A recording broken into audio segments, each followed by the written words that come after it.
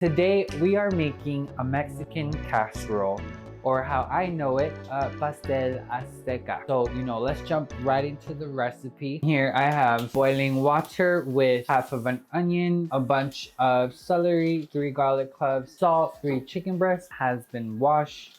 We are waiting for the water to come to a boil so we can add the chicken. Here I have some Poblano peppers. What we are going to be doing is we are going to roast them. You see how it's starting to roast right there? That's the look we're going for, and we're going to do this all around.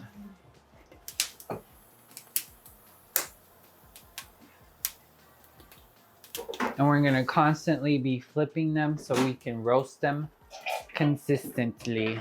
So the chicken is in, and you guys know the drill. We're gonna take the foam out, we're gonna take the blood, the fat out. We don't want none of that. And the chiles have continued to roast, and you gotta keep an eye on it. You gotta like consistently make sure that it's not breaking.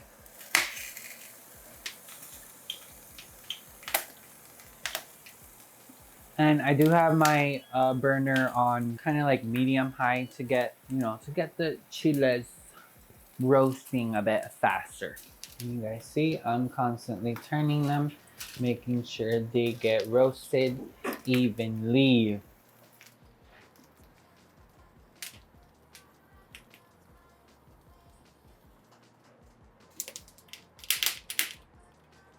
So now we have here we got the chicken boiling. We see a little bit of foam here. We're gonna take that out.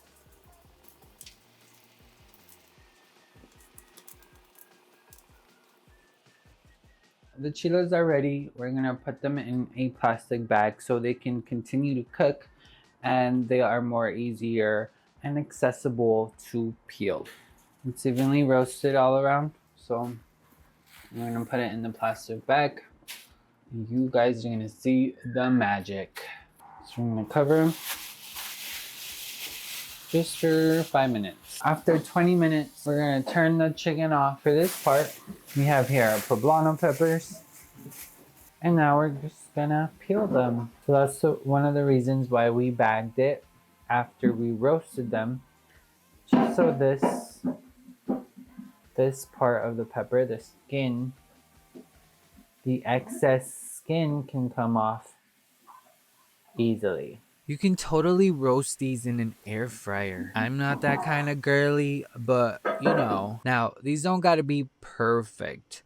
There will be parts of the chile, or to be more specific, the meat part will come off. Now, I myself am still figuring out how to perfectly roast these peppers without major imperfections. So, how to perfectly roast a poblano pepper video is in the works. After they have been peeled, we are going to open them up and take the seeds out. So once we have taken the seeds out, we are going to slice them into slices like so.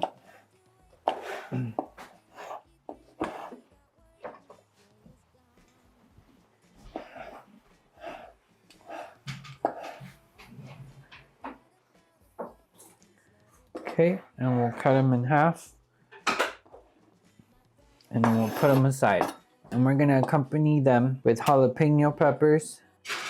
I have 4 of them, and the same. We're gonna take the seeds out, and we are gonna slice these babies into little slices. Not only is this giving it flavor, giving it a little bit of kick.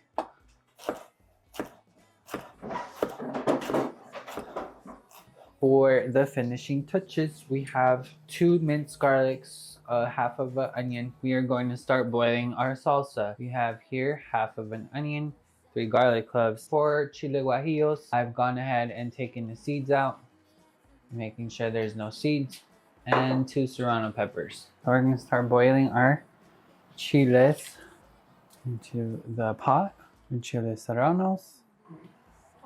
And shortly after, we'll be adding the garlics and the onions. Also 10 tomatoes, aroma tomatoes. Make sure they're not too ripe. We're gonna add our tomatoes in here.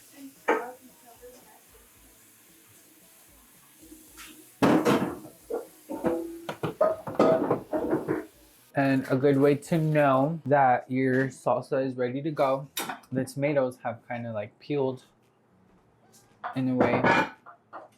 And so it's ready. And now we are gonna blend it. We're using the broth from the chicken breast, a cup and a half maybe. Now we're gonna fry some tortillas. Literally like fry them for 5 seconds.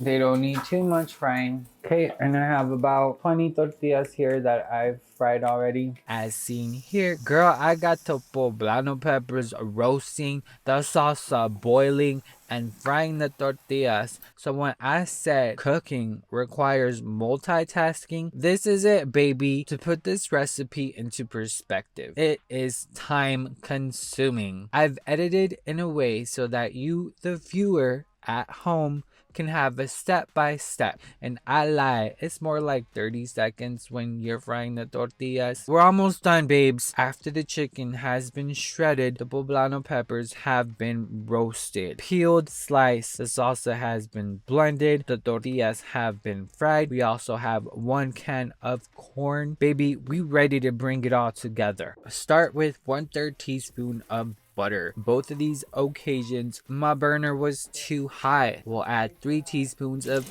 olive oil. That'll calm the storm. And go the onions, stir them.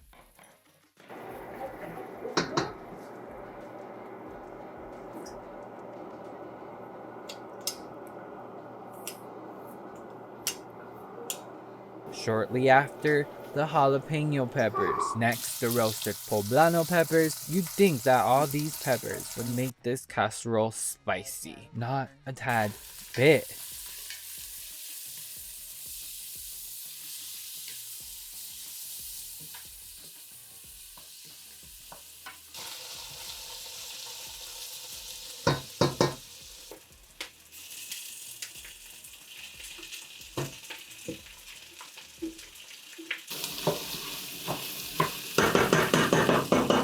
With a mesh strainer, strain the salsa. Make sure to stir the sauce and to prevent it from sticking, then burning. Shortly after, the chicken. Give it a generous amount of salt, and that's it. After everything has been incorporated, things are good on salt. We can turn the burner off and assemble. Turn your oven to 350 degrees for our base, the tortillas. For the corners, we'll make a 90-degree angle by cutting off the ends. 1 end for the middle, like so. Now we'll be adding our chicken with the sauce. Make sure to spread it nicely so you can get coverage and have enough chicken for 2 more layers.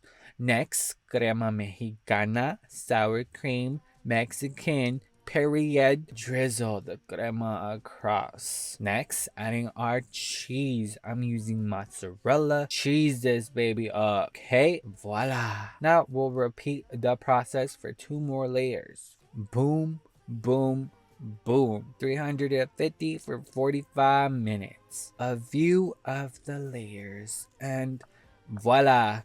Un pastel azteca literally translates to an Aztec cake. The pastelito azteca, the Mexican casserole, or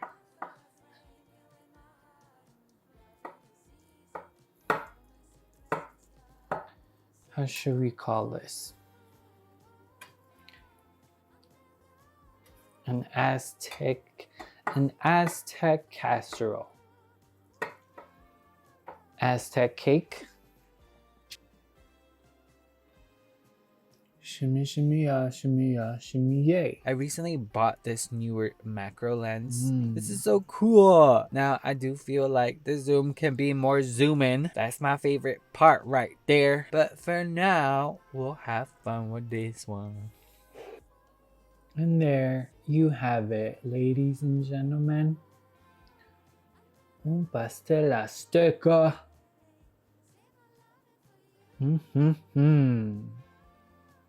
Finger licking good. Honestly, to me, the taste does be tasting like tamales in a way. You want to be the talk of the century? Bring this casserole to your next gathering. You gonna have everybody at your knees, baby. Make this casserole. If you like this recipe, make sure to like and subscribe to my channel. And until next time, toodaloo.